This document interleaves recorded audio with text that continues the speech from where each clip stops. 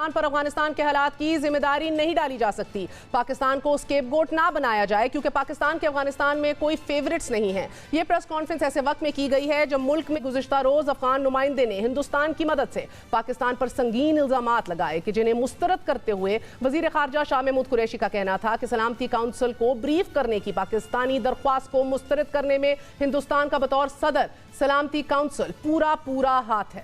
اب یہ بتائیے گا کہ آپ بڑا سراپا احتجاج رہے ہیں، بلکہ انڈائریکٹلی آج شاہ محمود قریشی صاحب نے آپ کا ذکر بھی کیا کہ الیکٹڈ نمائندگان جو بولی بول رہے ہیں، جو الفاظ چن رہے ہیں، they're not helping our narrative بلکہ نقصان پہنچا رہے ہیں۔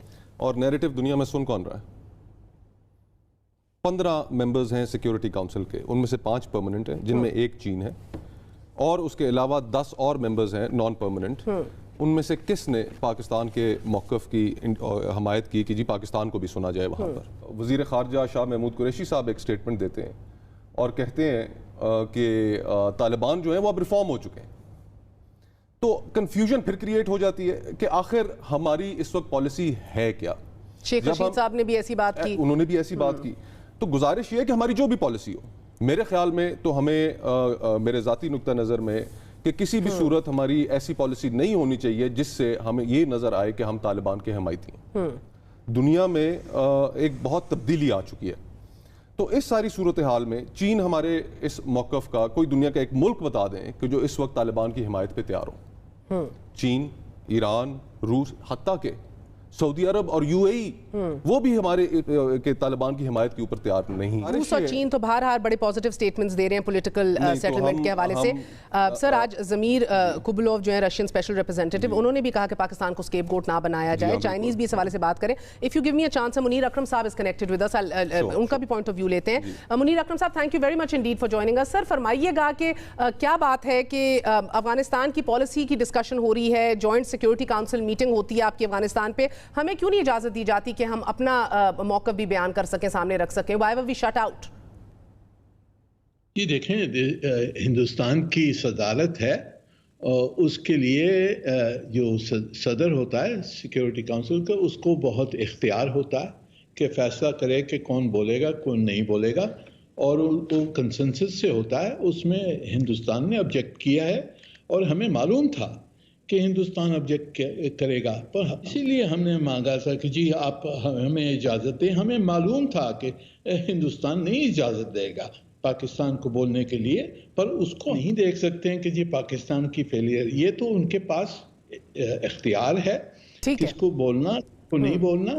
انہوں نے یہ سب کنکاکٹ کیا تھا، یہ میٹنگ بلائی تھی افغانستان نے اور ہندوستان نے ساتھ مل کر، اور ہم نے اس کو ایکسپوز کرنا تھا کہ اس کا مقصد۔ ٹھیک ہے منیر صاحب، I understand you N S C میں ممبر اور پریزیڈنسی تو ابھی بھارت کے پاس ہے، لیکن اور کون سے یو این میکنزمز ہیں جو ہم یوز کر سکتے ہیں؟ انہوں نے اجلاس تو کرنا بڑا آسان ہے کیونکہ صدارت ہے ان کی، اور اس وجہ سے وہ اس کو اجلاس کو تو بلا سکتے ہیں۔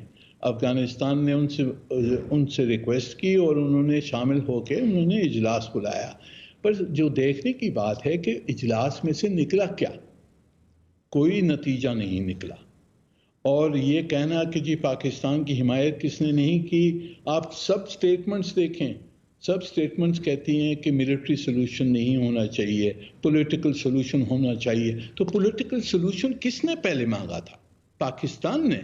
سالوں سال عمران خان نے یہ کہا تھا کہ جی پولیٹیکل سلوشن ہونا چاہیے، ہو اور ملٹری سلوشن نہیں ہو سکتا اور نہیں ہونا چاہیے۔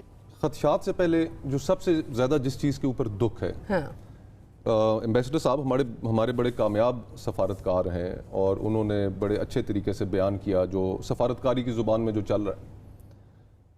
پاکستان کی جو سب سے بڑی کنٹریبیوشن ہے اس پیس پروسیس کے لیے، اور پچھلے 20 سالوں میں کیا ہمیں اس چیز کا اندازہ نہیں تھا کہ آنے والے وقت میں کیا ہونے جا رہا ہے، اور کیا ہم اس کی پیش کی تیاری نہیں کر سکے؟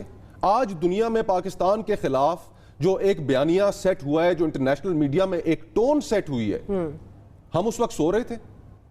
آخر وہ غلطی کے در ہوئی۔ گزارش یہ ہے، آپ کا what is the problem ہے؟ کیا جو بائیڈن کال نہیں کر رہے ہیں ہم اس کا انتظار کریں؟ what's missing؟ آج بھی شاہ محمود قریشی صاحب نے پریس کانفرنس کی ہے، ٹروئے کا میٹنگ دوحہ میں ہونے جا رہی ہے، ایک دن پہلے ایک اور اہم ہمسایوں کی میٹنگ ہے جس میں ایران بھی موجود ہوگا۔ سو اب what do you do جب ملٹری گیمز ہو رہے ہیں آن گراؤنڈ؟ 2.5 سال ہو گئے ہیں امریکہ نے پاکستان میں اپنا سفیر مقرر نہیں کیا. انہوں نے سٹون وال کیا, پاکستان کے وزیر اعظم سے بات کرنا تک مناسب نہیں سمجھی. ایک سپر پاور ہے وہ, اور اس سپر پاور کے ساتھ اگر ہمارے تعلقات اتنے بگڑ گئے تو کیا فائنینشیل ٹائمز نے جس طرح آرٹیکل لکھا, کیا ہمارے نیشنل سیکیورٹی ایڈوائزر کو ان کے گھر میں بیٹھ کر یہ کہنا چاہیے تھا, کہ دھمکی لگانی چاہیے تھی کہ او ویو گاٹ ادر آپشنز. حالات اس نہج پہ پہنچے کیوں؟ پھر دوسری بات, کوئی ملک اس وقت طالبان کی حمایت پہ تیار نہیں. اقوام متحدہ اپیل کر رہی ہے کہ وہاں پر انٹرونشن ہو. تو ہم ان حالات میں ہماری ایک روبسٹ فورن پالیسی ہونی چاہیے تھی, جو آپ کو دکھ نہیں رہی, جو ہمیں دکھ نہیں رہی. ہمارے کردار آخری دو سوال سینیٹر صاحب, الٹا سوالات اٹھائے جا رہے ہیں. یو تھنک کہ آج بھی ہم ڈبل گیم کھیل رہے ہیں؟ پلینگ فیورٹس, یس.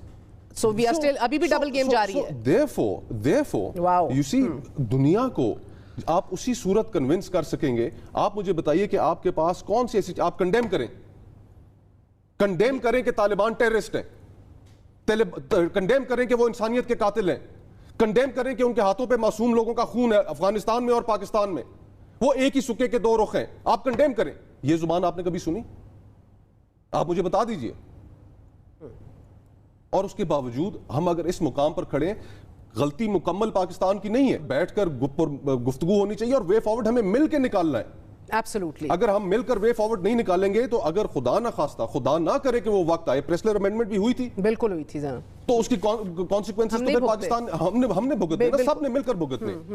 تو ہمیں اس ساری صورتحال کو اوائڈ کرنے